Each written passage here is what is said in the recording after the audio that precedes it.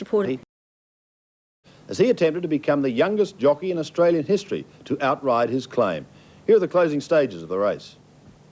In the straight they race now, and here on the outside At Best has raced up with Sub-Zero to go to the leader, Charleston Party. They were followed very wide by Roman Pride coming home, and back behind those Voluntary, and then came Fans, but it's Sub-Zero in front getting close to home. He's got a break of a length and a half. The interest in the minors, Sub-Zero's going to win it. Dark Czar will get up and run second, third, Tolomaran. Yes, Sub-Zero reversing his loss to Dark Czar in the St Ledger at Flemington on Anzac Day. Payne, who was winless today, still has 3 weeks to break the record. Now let's have a look at the doubles and quaddies from Caulfield today. The extra double for 6 and 1 returned $54.30. The main double for 9 and 13, $32.70.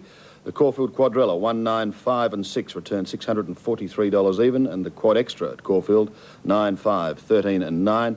$4,866. Mitch, that's it for sport. Of course, that tipping guru, Drew Morfitt, will have AFL today shortly. Terrific. Have you got a tip for the FA Cup tonight? Yes, Sunderland will get up. You think so? One of the biggest shocks since Michael Warner's birthday. Thank you, Sandy. And after the break, I'll have all the weather details for Mother's Day. Sportsworld still to come horse racing. The carnivals in Adelaide and Brisbane in full swing. Tennis, Agassi versus Sampras from Atlanta. We look ahead to the French Open. A motorsport wrap, an interview with Tony Longhurst, who was brilliant at Lakeside. Hockey, we talk to Richard Agus and Kathy Partridge about Australia's chances in Barcelona, plus all the latest in football, AFL and rugby league. Yes, stay with us, still plenty to come. Keith Hilly has joined us as always on a Sunday morning. I can't say Happy Mother's Day, can I, Keith? But how are you? I'm well.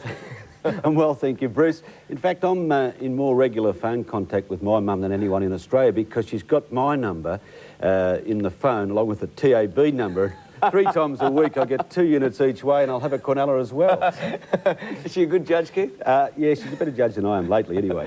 No luck at Warrnambool during the week? Oh, it was an exciting carnival, Bruce. 3 days there. I think we saw the jumping star of the winter in Vinciamo. He's already won the Great Eastern at Oakbank and the Warrnambool Grand Annual, and I think he should be favoured. He must be nominal favourite for the Grand National at Flemington also. Gee, what a triple that would be to win the Great Eastern, the Grand Annual and the Grand National in the 1 year. Yeah, we'll talk more about that later, but remember, it wasn't all that long ago when Jamie Evans lifted the leg of his trousers on Sportsworld and showed us more metal than you'd see at Mount Isa, wouldn't it? Yeah, he got away with it too, didn't he? Yeah. You wouldn't want to do that, would you, Great, on Sportsworld? Great comeback. It was a great comeback. Jamie Evans, who rode Vinciamo in the Grand Annual and the Great Eastern, was very badly injured. He broke his leg in 3 places and his elbow, and it was thought he'd never ride again. He's made this extraordinary comeback, so good on him. Well done. Racing action all around the country. Michael Evans rode a treble at Caulfield yesterday. Many thought he'd win another race on protest on My Wandering Star, but the spotlight was on Brisbane and Adelaide, Bruce. Yes, and what about Lee Freedman with Sub-Zero winning the South Australian Derby? Lee's gone from the top of the second rung, I believe, in trainers to the top rung with Bart Cummings, David Hayes and whoever else you want to nominate. Yesterday's Derby win was Lee's 12th Group 1 race for the season. He's only one behind Bart's seasonal record of 13. I think he'll equal it at least and maybe break it. There's still a bit of time to go. Well, he's got Sub-Zero going in the Adelaide Cup, Keith, and then he might even go to the Queensland Derby, and his big chance is Scalacci as well. So we've got that trial with Scalacci and Rough Habit coming up shortly. Greg Hall's ride on Sub-Zero yesterday looked very good because he's been a problem horse, hasn't he? Yes, it was a great ride. A gear change was significant. He raced in a one-eyed blinker yesterday, Sub-Zero. He's now being set for the Adelaide Cup next Monday, tomorrow week, and Greg might have to saw off a leg, but he's trying to get down to 50.5, which would leave him 1.5 kilos over Sub-Zero's weight. OK, let's hope that Greg can do that. Let's go to the Derby. Morphettville, the scene yesterday. The same Quinella as the VRC St Ledger, but reversed this time with Sub-Zero defeating Dark Czar. Down the side at the 800 and Charleston Party by a half, 3/4. At Best has run a cheeky race second from Voluntary. Getting going now into the picture, Lincoln's Court, and then came Glastonbury under pressure. Nelson Valentine lucky to get around it. Sub-Zero wide runs on, and there's more out deep on the track. Tolomaran, further back Roman Pride, and then a bit of bother there, Pompey Force, and wide around it Gazelle Royale top rating. Oro Dodino back behind those from Boaron, and Glastonbury dropped out to last. In the straight they race now, and here on the outside, At Best has raced up with Sub-Zero to go to the leader, Charleston Party. They were followed very wide by Roman Pride coming home, and back behind those Voluntary, and then came Fans, but it's Sub-Zero in front getting close to home. He's got a break of a length and a half. The interest in the minors, Sub-Zero's going to win it. Dark Tsar will get up and run second, third, Tolomaran. Well, Keith, we'll have a look at the West End Stakes a little later in the program, which is a traditional guide to the Adelaide Cup. But the good 3-year-olds have been able to go on to the Adelaide Cup and run very well. Shivers Revenge won the Derby last year and just missed out on the Adelaide Cup, so he's going to have to be good to win. Yeah, that's been going on for 20 years or more. Tavel was an early right. 3-year-old that did that, Bruce. Rain Lover won the Adelaide Cup as a 3-year-old, went on to win 2 Melbourne Cups. Sure. A very strong ride by Greg Hall, the Melbourne enforcer. Sub-Zero went straight, and if he does that again in the Cup, with his lightweight, he's going to take a bit of stitching. He'll be hard to beat, that's for sure. Now, the other big race in Adelaide is the Goodwood Handicap. That's run next Saturday. That's the equivalent of the Newmarket as far as sprinters are concerned. And there was a brilliant trial yesterday in the Mackay Stakes by a horse called Scorn Some, having his second start this time in. Watch his finishing performance in the centre of the track. As they come to the side with St Clemens, where the leader is Street Rough in it, got across to show the way narrowly. Over on the outside, Illustrious Leader's gone up quickly, and so too there was Squire Grey running a big race. Begonna's Deep Bar Flyer held up behind them, down on the rail next Cavadori, and further back then came Zephyrat, Bar Flyer in a charge with Alishan. Umatilla working into it, but hard at it under the whip, and Scornsome is very deep. In the straight they race now. Bar Flyer got through on the inside, grabbed Street Ruffian. They were followed out wide by Scornsome, who's storming home. Scornsome out in the middle of the track is going to create a boil-over. Scornsome is flying home. Umatilla charges late, but all too late, and Scornsome by 3.5, Umatilla Bar Flyer. He's only had 20 starts for 8 wins, and on that run, he's the horse to beat in the Goodwood. Yeah, it's hard to mix up or align his form, Bruce. He finished last in the Christmas Handicap, his last run before a spell. First up, he was beaten at Balaclava. But yesterday, it was a fantastic performance, and Umatilla, well, he put in another, give me another chance next week run, but you're on your own now, son, as far as I'm concerned with Umatilla. He just doesn't win them, does he? You've jumped off? Totally. Good on you, Keith. Actually, the sire of Scornsome, I remember very well, a horse called Lappy. Sounds like a dog, doesn't it? But he was a very good horse. He was unbeaten. He had about 4 starts and then retired with a bad injury. Oh, was he? It was before my time. Yeah, Keith, it was actually. You're only a young fella, we know that. Yeah. Keith, gee, Runaway Groom. I feel like Max Presnell's with us again today, don't you? Runaway Groom. Yeah, winning the West End. Yeah, he's something special. I think he's even better on the wet, but yesterday, a dry surface in Adelaide, he was still too good, and Stephen King was wrapped in the performance, and he is a genuine Adelaide Cup hope next Monday week. Yeah, and I tell you what, there were some good trials in this race. There was a terrific finish coming up, and the 3 horses that went over the line, I think, will all be pretty close together in the Cup. Let's go to the West End. They've gone to the 700-metre mark. Dylan Gat's still a half in front. Manneridge has made a quick move to go up there with them, and Sea-Squaw was still there, and London Bridge joining in, and Wasdak Hill has pushed up between horses. In behind them, there's a traffic jam. Nay Rizzy, Brave Expectations need some sort of luck to get out. Runaway Groom is winding up, but Debbie Lloyd went for home at the 400 on Wasdak Hill. It kicked 2 in front now. Manneridge second. London Bridge on the outside from Runaway Groom, and Sea-Squaw, Dylan Gat, Manneridge trying to get a run. Brave Expectations into the clear as they race to the 200. Wasdak Hill grabbed by Brave Expectations. London Bridge, Big Baron getting a late run, and out wider on the track coming at them is Runaway Groom. Runaway Groom, London Bridge and Brave Expectations. It's a soul-stirring go. Runaway Groom just in front and just won. Runaway Groom, Brave Expectation, London Bridge and Big Baron. A rip ticker finish. Yeah, a real rib tickler there from Ronnie Paps. You ever had one of those, Keith? No, but I think, Bruce, that Runaway Groom has a top chance in the Adelaide Cup. And, well, Bruce McLaughlin's son, who was in Adelaide yesterday, said there was further improvement. There doesn't seem to be a lot required, does it? No, he's going really well. He's made enormous progress. That Nazapur, who's the sire of Runaway Groom, what success he's had with Let's Elope and poor old Shivers Revenge. Yeah, been the sire of stayers this season, for sure. No question. Bart Cummings, well, he missed out there with London Bridge, but he didn't miss out on the Queensland Guineas with Coolong Road. Don't know what to make of this horse. He won the Debonair on protest from Jolly Old Mac, and he looked a real chance in the Guineas, failed in Melbourne, didn't fire a shot, really, during the carnival in Sydney, and it was able to beat a very good field yesterday. Yes, only 3 weeks ago he ran in the AJC Derby, 2,400 metres. Yesterday he came back to the Guineas distance, and it was a great performance. And Chris Muntz teaming up again with Bart.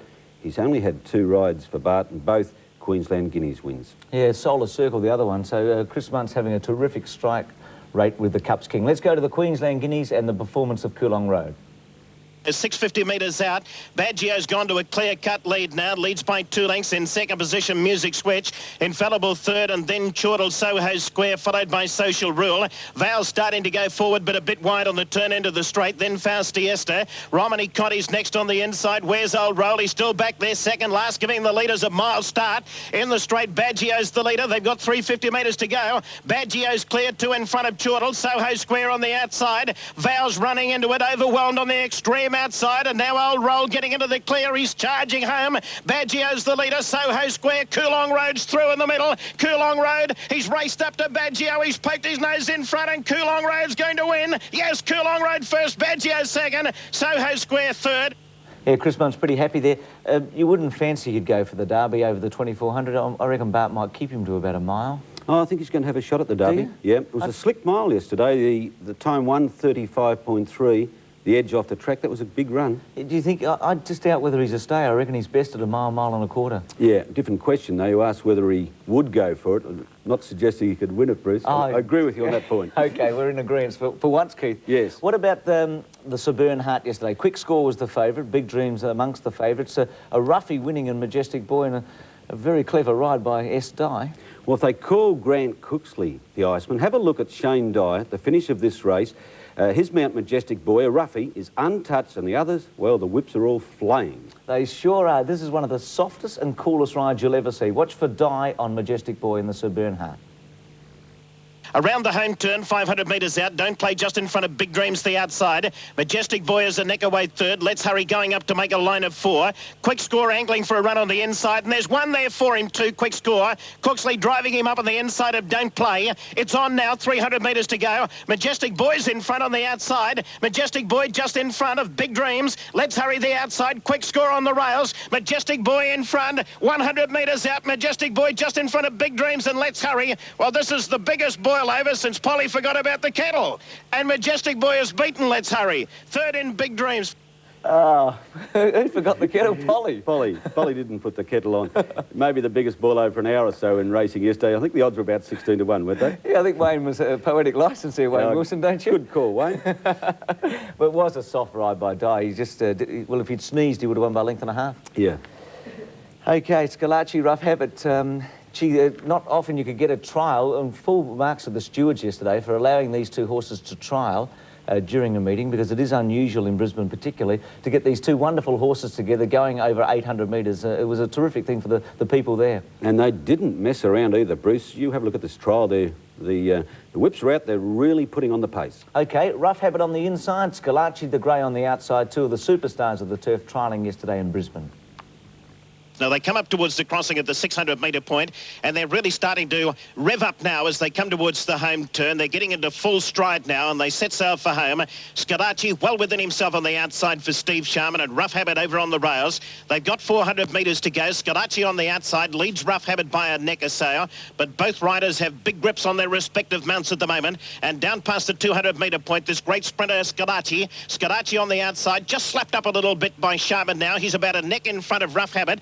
Rough Habit sticking with Scalacci, and they're going to finish head and head as they go to the post, and that's near enough to a dead heat by 2 great champions, Rough Habit and Scalacci. Absolutely brilliant horses. There is a chance they might clash in the Castlemaine next week. Keith, what about the times they ran yesterday? Yeah, well, the whips were out, but they weren't used. Bruce, 844.9, that's really flying, but the last 600 metres, 33 seconds. Win and Oakley played, wouldn't it? They would. Well, Scalacci did. He did, exactly. I don't think Rough Habit will, do you? No. Stride for stride, and there's not much between them. Scalacci, brilliant, up to 1,400, we think. Never did get the result of that photo finish, did he? No, I think Scalacci by a short half head. Well, talking of greys, what about the Grand Annual Steeplechase run at Warrnambool during the week? You've already mentioned Vinciamo. I reckon Fast Food's the best steeplechaser since I've been in Melbourne for the last 10 years. The horse that Rick Horlacey had. This fellow's not far away. He's very good. The only thing that could beat him in the winter now is weight, because he's not a big fellow, but he did win the Grand Annual at Warrnambool with a lap full of horse under Jamie Evans. You'll see the ease of the win, and John Leake said after the race he was ecstatic, and he said, that's why I like getting up at 4 a.m. Yes, it's all worth the effort, isn't it? Let's go to the final 800 metres of this race. It's over 5,500 metres, 33 jumps, more jumps in this race than any other steeplechase in the world. They've got 600 metres left to go. Dunrow, the 1988 winner, is closing the gap on the 2 leaders. And Slick Car nearly unseated his rider. I think he went inside the wing. And Vinciamo is the leader. Yes, Slick Car is out of it. Here comes Dunrow after Vinciamo. It looks a match in 2 round the turn. 1 fence left to jump. But Vinciamo, not to be denied, is battling on courageously. He's 3 lengths to Dunrow as they straighten up. Amritsar behind them. Bush Acid and Blackton Boy. It looks like Vinciamo. A fence left to jump. Vinciamo comes down to the last one. Here he is. He jumped it beautifully. And Vinciamo is going to complete the Great Eastern Grand Annual Double for 1992. And Vinciamo is racing home to a magnificent win. Vinciamo passes the post, an easy winner. He's won by 12 lengths to Dunrow second. Well, Dunrow won that race in 1989, so horses for courses there, Keith. He's only 15.1 hands, so you're probably right about the weight. That's the big worry. So riding wounded at Warrnambool, Bruce, Jamie Evans coming back, and Phil Alderman, who was smashed up in a very horrific fall. He won the Cup, so a big week for the boys. Yeah, good on Phil, because he's a battler and he's a very good rider. Well, this man, Keith, he's probably just 3 or 4 years younger than you, Lester Piggott, 56 years of age. And last weekend he won the 2,000 guineas on Rodrigo di Triano, and we thought we'd just point out 30 classic wins for Piggott in the 5 classics, the Derby 9, the St Leger 8, the Oaks 6, 2,000 guineas, which he won last week, 5. They've all been in different decades, and the 1,000 guineas too. And one fact I've looked up, Keith, Piggott rode his first winner when Donald Bradman was still captain of Australia. Can you remember that? 1948. Had enough, Bruce, of your age references. I can't remember that, of course. But what a marvellous performance by Lester Piggott. I think Robert Sangster described him as the best jockey of this century and possibly the last. He did, and who's going to argue with him? Keith, I'm not even going to argue with you on that one. Enjoy the rest of Mother's Day. Hope your mum gives you a ring today, because you'll be too lousy to ring her. We'll take a break. John Alexander after this.